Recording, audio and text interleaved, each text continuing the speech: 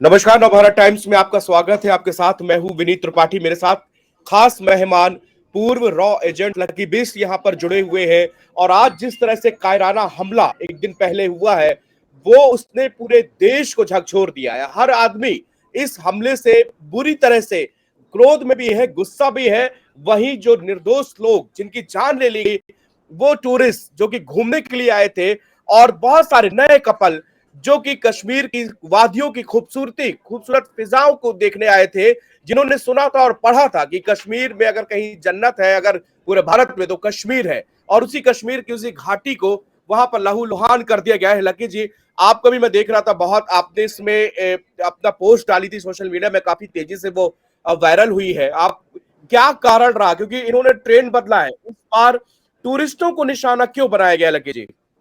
Sir देखो, actually क्या है कि एक जिसको हम एक आतंकवादी घटना देख रहे हैं, अगर मैं अपना पॉइंट ऑफ व्यू बोलूं तो सही कहीं ना कहीं इसके पीछे आईएसआई के चीफ मोहम्मद आसिम मलिक या पाकिस्तान के चीफ ऑफ आर्मी स्टाफ बोलो, सर उनकी मर्जी के बिना पाकिस्तान की धरती में पत्ता भी नहीं हिलता। उन्होंने टेररिज्म का तरीका चेंज कर दिया सर। अगर आप इसको बोलो तो मैं कहूँगा एक साइकोलॉजिकल या एक मनोवैज्ञानिक युद्ध है। इसमें क्या है कि उन्होंने ये देखा यार कि हमें कुछ एक टेररिस्ट भेजते हैं, अब ये इंडियन आर्मी के ऊपर अटैक नहीं करेंगे सर, ठीक है, ये हमारे सुरक्षा बलों पर अटैक नहीं करेंगे, ये क्या करेंगे, यहाँ के टूरिज्म को नुकसान पहुंचाएंगे। इन्होंने टूरिज्म को नुकसान पहुंचाने का मतलब है सर, आज लाखों लोग जम्मू जाते हैं, कश्मीर जाते हैं सर, अनंतनाग जाते हैं। अब टूरिज्म जाना बंद हो जाएगा। अगर टूरिज्म जाना बंद हो जाएगा तो आप समझ सकते हैं कि एक रोजगार पर आज लाखों लोगों का पेट पलता है रोजगार से, इसका असर वहां के रोजगार के ऊपर जाएगा सर।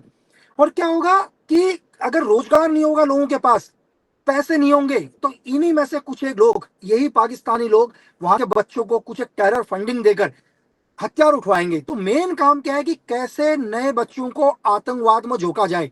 आपने इस पूरे इंसिडेंट में एक चीज देखा होगा सर कि जो भी मिलिटेंट थे उन्होंने नाम देकर शूट आउट किया। ऐसा नहीं है कि ये इत्तेफाक है, इसकी प्लानिंग आईएसआई ने पूरी प्लानिंग के साथ किया है। ऐसा नहीं कि एकदम से उन्होंने नाम पूछा, वो लोग आए और बोला तुम्हारा नाम क्या है, एक हिंदू नाम है, शूट आउट किया। उनको पता है इसका मैसेज इंडियन गवर्नमेंट तक पहुंचेगा, भारत सरकार तक जाएगा, पीएमओ तक जाएगा। वो चाहते हैं ये मैसेज जाए सर। अब एक चीज बताइए, लोगों के में आक्रोश है, गुस्सा है लोगों में कि उन्होंने यार एक हिंदुओं को टारगेट किया। अब इसका असर क्या होगा, जेएनके के अंदर आप देख रहे हैं कल से कंटिन्यू ऑपरेशन चल रहे हैं, आर्मी सर्च ऑपरेशन कर रही है, कोऑर्डिनेट सर्च कर रही है। अब इन्हीं में से क्या होगा, यही मिलिटेंट जो आज जम्मू के अंदर रह रहे हैं, ये लोग क्या करेंगे, वहां के लोगों को बोलेंगे यार आर्मी देखो तुम्हारे ऊपर कितना टॉर्चर कर रही है, अत्याचार कर रही है, एक विशेष धर्म को टारगेट किया जा रहा है। जबकि पूरा प्लान इनका था कि कैसे हिंदुस्तान के लोग जो शांति से रह रहे हैं मुसलमानों से नफरत करें सर। इसको बोलते पूरा सर एक साइकोलॉजिकल नए तरह का वॉरफेयर, एक नया गेम। लकी जी, जिस तरह से हमने इसके पहले देखा, जो रियासी में अटैक हुआ था, श्रद्धालुओं की बस को छलनी कर दिया गया था, उस बस पे अटैक किया गया था, तो वो इसके अलावा मुझे लगता है कि ये इस तरह का हाल फिलहाल में पिछले कुछ सालों में अगर हम देखें, तो टूरिज्म के ऊपर, टूरिस्टों के ऊपर कभी कोई हमले नहीं होते थे। कॉन्वे पे अटैक होते थे, आर्मी पे अटैक किया था, सुरक्षा बलों पर अटैक किए जाते थे। लेकिन ये पहला हमने देखा कि जो रियासी में हुआ, दूसरा ये देखा कि यहाँ पर ये दूसरा पहलगाम पे हुआ। अब इससे ये मैसेज जो आपने बताया कि सब पूरा एक प्री प्लान तरीके से हुआ है। पाकिस्तान इस मामले में कह रहा है कि भाई हमारा इसमें कोई वो रोल नहीं है, और आपके देश में वो हमारे ऊपर ही इसका इल्जाम मढ़ रहा है। जबकि पूरा प्लानिंग के तहत, जिस तरह से आप बता रहे हैं कि ये काम किया गया है, आईएसआई इसमें शामिल है, लश्कर इसमें शामिल है, तो इनका इरादा क्या है, मोटिव क्या था, सबसे बड़ा मोटिव जो था? सर एक्चुअली क्या है, देखो अब मैं आपको बताऊं, मेन जो बैक में है, जो इनका बाप है, वो आईएसआई। आप चाहे उसको भी लश्कर तोयबा ले लो सर, जैश मोहम्मद ले लो, या इनका फ्रेंड ग्रुप टीआरएफ ले लो, ये क्या टोटल आईएसआई के इशारे में काम कर रहे हैं। ठीक है सर, टोटल सारी फंडिंग, इनको जितनी भी सिक्योरिटी होती है टोटल आईएसआई प्रोवाइड कर रहा है सर। आज पाकिस्तान की धरती में मैं आपको एक चीज बता रहा हूं कि बिना आईएसआई के मर्जी के पत्ता भी नहीं हिलता सर। इनका मोटिव क्या है कि आज 2014 के बाद हमारी गवर्नमेंट ने एक ही चीज बोला बच्चों का, यार पत्थर मत उठाओ, ठीक है, आप पत्थर को छोड़ो, आप मोबाइल उठाओ, आप कंप्यूटर उठाओ, आप रोजगार लो। आज जेएनके का हर युवा क्या कर रहा है सर, टेररिज्म को छोड़ रहा है। टेररिज्म को, आदमी टेररिज्म को कब छोड़ेगा सर, जब उसके पास रोजगार होगा। ठीक है, तो जब आदमी के हाथ में रोजगार होगा तो आदमी वेपन नहीं उठाएगा। लेकिन हाफिज सईद, मौलाना मसद अजहर के लिए कौन वेपन को उठाएगा? वेपन तो तभी उठेगा जब जम्मू से पूरा टूरिज्म को खत्म किया जाएगा सर। अब लोग आप सोचो ना कि जो लाखों पर्यटक हैं वो नहीं जाएंगे डर के मारे जेएनके के अंदर, तो कहीं ना कहीं रोजगार पर तो असर पड़ेगा ना सर इसका। आज जो युवा पैसा कमा रहे हैं, जो रोजगार है उनका असर रोजगार पर पड़ेगा, रोजगार पर असर पड़ेगा, लोगों को पैसों की नीड होगी, जिसका फायदा कौन उठाएगा? आईएसआई उठाएगा। सेम चीज क्या करेगा? लोगों के घरों तक जाएगा, भोले भाले बच्चों को 10-10 20-20 हजार रुपए पकड़ाएगा कि यार आज इंडियन गवर्नमेंट तुम्हारे साथ नहीं है, हम तुम्हारे साथ हैं। उन बच्चों को दोबारा पाकिस्तान ले जाकर ट्रेन करके दोबारा हिंदुस्तान भेजा जाएगा। तो पूरा गेम समझ रहे हैं आप सर? पूरा गेम है आतंकवाद का, कि कैसे हिंदुस्तान आज जेएनके का हर युवा, हर बच्चा, ठीक है, समझदार हो रहा है। उसने पत्थर को छोड़ दिया, उसने वेपन को छोड़ दिया, लेकिन कैसे इनके हाथ में वेपन दोबारा पकड़ा जाए सर? मतलब कि जिसे आप छोटा सा टेररिज्म अटैक देख रहे हैं कि पाकिस्तान कहता है हमने नहीं किया, इसके पीछे कई महीनों की प्लानिंग है सर उनकी। ये जो कई महीनों की प्लानिंग थी, और दूसरी चीज लगी थी इसमें, जिस तरह से बताया कि 3 से 4 या कई जगह 4 या 5 ऐसी रिपोर्ट्स चल रही हैं कि वो आर्मी की ड्रेस में थे, पुलिस वालों की ड्रेस में थे, उन्होंने नाम पूछा और शूट करते हुए चले गए। एक महिला का बहुत ही दर्दनाक वीडियो है जिसमें उसने कहा कि हमको भी गोली मार दो, तो उसने कहा कि नहीं, जाके मोदी को बता देना। तो ये शब्द जो है कि जाकर मोदी को बता देना, ये कितना अपने आप में। जी सर एक्चुअली ये उस आदमी की वर्डिंग नहीं है सर। जो मिलिटेंट है वो एक अनपढ़ मिलिटेंट, जिसको ये नहीं पता मैं क्या कर रहा हूं सर, ये वर्डिंग आईएसआई के हैं सर, जो उस मिलिटेंट ने यहां तक पहुंचा है। एक मिलिटेंट नहीं बोल रहे कि जाके ये मैसेज मोदी जी को दे देना करके, ये प्लानिंग आईएसआई ने उससे बुलवाया। तुझे क्या बुलवाना है? ताकि ये सर एक चीज मुझे ये बताओ ना, ये मैसेज हमारे देश के प्रधानमंत्री तक मिला, होम मिनिस्टर जेएनके गए, सीधे के सीधे घटना स्थल पर पहुंचे, एक्शन हुआ ना सर। अब मुझे एक चीज बताओ, आपसे मैं ये कह रहा हूं, आप साइकोलॉजी समझो मिलिटेंट की, आईएसआई की। कंटिन्यू कल से 24/7 कंटिन्यू आर्मी के ऑपरेशन चल रहे हैं सर। आर्मी कंटिन्यू ऑपरेशन कर रही है, क्योंकि हर मिलिटेंट को ढूंढ के मारना है सर। क्योंकि अभी भी वो मिलिटेंट ऐसा नहीं कि 100 किलोमीटर दूर चले गए। जिस जगह पर ये पहलगांव में जो अटैक हुआ, एक हिल स्टेशन है सर, एक बिल्कुल बहुत प्यारा हिल स्टेशन है, जो 7200 फीट की हाइट पर है। बहुत प्यारा हिल स्टेशन, जो जिसमें झील बहती है, नदी के किनारे बसा हुआ एक धार्मिक स्थल। जब भी आप अमरनाथ के लिए यात्रा जाओगे तो पहलगांव का बहुत इंपॉर्टेंट है सर, आपको यहीं से होके गुजरना पड़ेगा। और यहाँ से भी अगर मैं आपको बोलूं कि तो पाकिस्तान की एलओसी 100 किलोमीटर की है सर। तो 4 या जो 5 मिलिटेंट है वो 100 किलोमीटर नहीं गए, अभी भी उनको लोकल सपोर्ट दिया गया है सर। और इसमें लोकल पॉलिटिकल सपोर्ट है, बिना उनकी मर्जी के ऐसा नहीं है।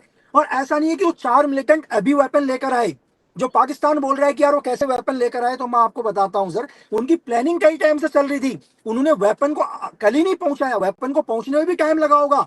हो सकता है कि वेपन उन्होंने 10 दिन पहले पहुंचा दिया, 15 दिन पहले पहुंचा दिया, असेंबल करके रखा।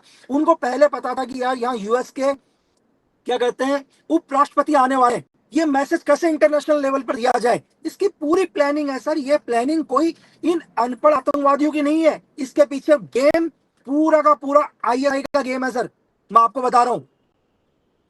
लकी जी, अब एनआईए वहां पर चूंकि पहुंच चुकी है, आर्मी ऑपरेशन लगातार सर्च वहां पर चल रहा है। प्रधानमंत्री नरेंद्र मोदी जो है अपना दौरा बीच में छोड़ के आए, एयरपोर्ट पर ही उन्होंने मीटिंग करी। मतलब यहां पर रक्षा मंत्रालय की भी 2 घंटे से ज्यादा यहां पर मीटिंग हुई। शाम को 6 बजे फिर मीटिंग होने वाली है।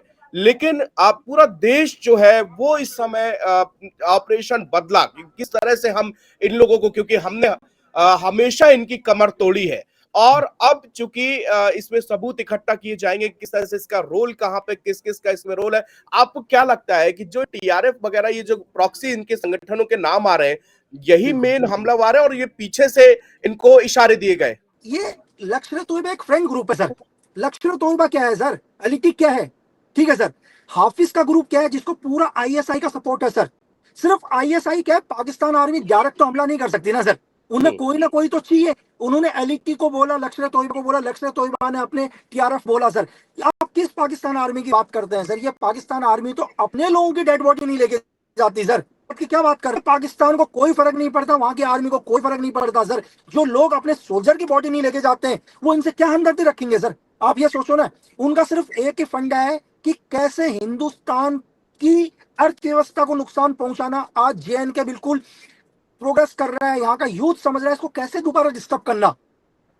और आप मेरे को, अगर चलो पाकिस्तान का इसमें कोई हाथ नहीं है, तो क्यों पाकिस्तान सर 24 घंटे से अलर्ट में है, उसकी पूरी की पूरी आर्मी? मैं आपको बताऊं कि पूरी पाकिस्तान आर्मी अलर्ट में है, क्योंकि पाकिस्तान को पता है कि हिंदुस्तान इसका एक्शन लेगा, काउंटर एक्शन जी, इसमें आप बता रहे हैं लकी जी कि पूरी की पूरी पाकिस्तान आर्मी रात से बिल्कुल बेहाल हुई है, क्योंकि उनको लग रहा है कि अब काउंटर अटैक। अब्दुल बासित का बयान यहाँ पर सामने आया, जो कह रहा है कि अगर भारत ने किसी भी तरह से हमारे ऊपर हमले करने की या जवाबी कार्रवाई करने की या कुछ भी किया, तो अब हम लोग करारा जवाब देंगे, पाकिस्तान चुप नहीं बैठेगा। सर क्या पाकिस्तान चुप नहीं बैठेगा? इस पाकिस्तान की ट्रेन को हाईजैक कर लिया जाता है सर। हर रोज पाकिस्तान के अंदर धमाके हो रहे हैं, इनकी आर्मी को किडनैप कर लिया जाता है सर। ठीक है, यहाँ से बलोच से ये लोग परेशान है, तहरे तालिबान से परेशान है, ये क्या करारा जवाब देंगे सर? जो पाकिस्तान आज तक 1947 से लेकर अभी तक जिनके प्रधानमंत्री 5 साल कुर्सी में नहीं बैठे, वो करारा जवाब देंगे सर? लगातार पाकिस्तान के अंदर भूचाल का माहौल है, भूचाल मचा हुआ है, क्योंकि उनको लग रहा है कि भारत अब चुप नहीं बैठेगा, भारत करारा जवाब यहां पर देगा। और इसीलिए पाकिस्तान की तरफ से तमाम सारी बयानबाजी भी सामने आ रही है, और वो लगातार इस बात को कह रहे हैं कि हम जवाबी कार्रवाई करेंगे, हम जवाबी कार्रवाई करेंगे। लकी 20 से पूर्व राइजन जिनको आप सुन रहे थे, जिनका साफ कहना है कि ये साइकोलॉजिकल गेम खेला जा रहा है।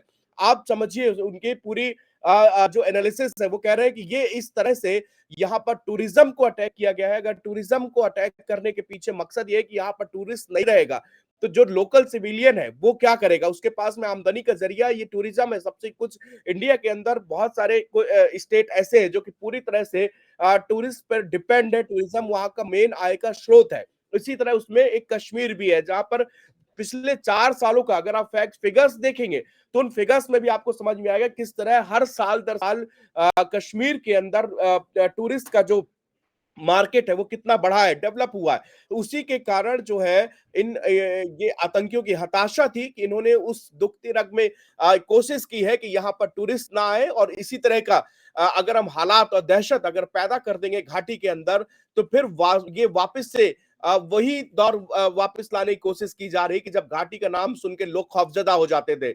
लेकिन अब वो चूंकि रात भर जो तस्वीरें आती हैं कश्मीर से, जो लोग घूमने जाते हैं, वो बताते हैं किस तरह आप 24 घंटे कश्मीर पे घूम सकते हैं। लाल चौक जिसका एक फोबिया बना दिया गया था कि लाल चौक का, लेकिन वहां पर एक तुलना की जाती है कि दिल्ली के कनॉट प्लेस की तरह दिल्ली लाल चौक हो चुका है। वहां पर खूब शॉपिंग है, आप रात भर घूमिए, वहां पर पूरी प्रॉपर सुरक्षा है, लेकिन सब कुछ बदल गया। लेकिन इस बदलाव को ये आतंकवादी हजम नहीं कर पा रहे हैं, इस बदलाव को वो बर्दाश्त नहीं कर पा रहे हैं।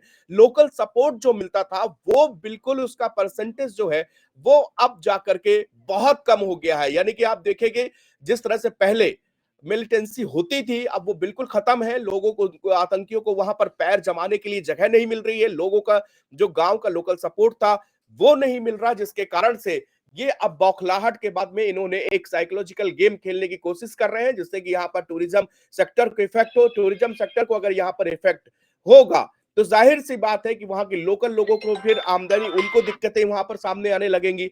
और फिर ऐसे में जब नाम पूछ के मारा, जब आर्मी वहां पर ऑपरेशन करेगी, तो ये प्रोपेगेंडा फैलाया जाएगा कि यहाँ पर एक खास धर्म को, खास मजहब को यहाँ पर निशाना बनाया जा रहा है, और इस तरह करके सिंपैथी गेन की जाएगी, वापस से मिलिटेंसी को खड़ा किया जाएगा, ताकि उनको ये बताया जाएगा कि देखो तुम्हारे यहाँ की सरकार और तुम्हारे यहाँ की गवर्नमेंट इस तरह से रिएक्ट करती है, इस तरह से खास मजहब को निशाना बनाती है, लेकिन हम लोग सबको साथ लेके चलेंगे। इस तरह से जिस तरह पहले माइंड वॉश किया जाता, छोटे छोटे लड़कों का, किस तरह के ढेरों वीडियो आए हैं जिसमें आपने देखा होगा किस तरह से छोटे छोटे लड़कों का माइंड वॉश वहां पर किया जाता रहा है।